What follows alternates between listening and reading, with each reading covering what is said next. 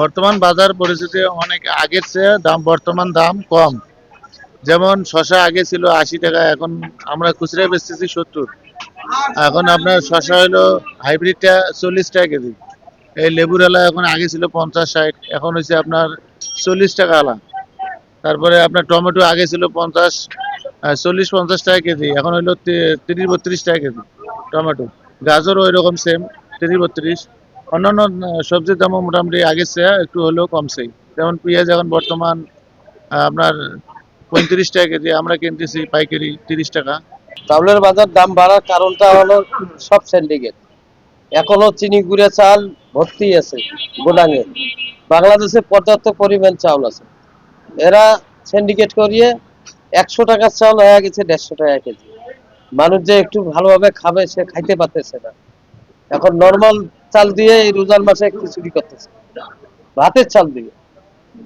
যে জায়গায় চিনি গুঁড়া দিয়ে একটু তৃপ্তি মতো একটা রোজা খুলিয়ে খাইতো, সেটা খাইতে পারতেছে না। সরকার যদি এটা যদি ঠিকভাবে যদি তদন্ত যদি করে, জায়গায় জায়গায় যদি এটা করে, মিল দিলে স্টক ব্যবসা করে, এগুলো মজুদদার গুলো যদি ঠিকভাবে ধরতে পারে, বাজার আবার সাবেক চলে আসবে। আগের তুলনা মোটামুটি ভালো। এখন যেই রকম সিজন অনুযায়ী ভালো, যেহেতু শীতের যখন ইয়েটা তখন একটু দাম কম ছিল, এখন একটু স্বাভাবিক বাড়বেই, এটাই নিয়ম।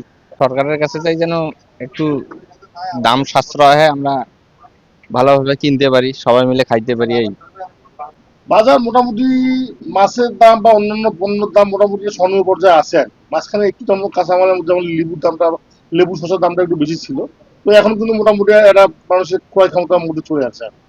এবার আমি আমি নিজেই আছে কিনলাম 20 টাকা 25 টাকা আলু লেবু। কদিন আগে একটু বেশি ছিল অবশ্য।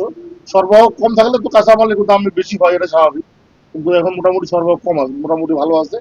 দাম নাগালের মধ্যেই আছে মোটামুটি।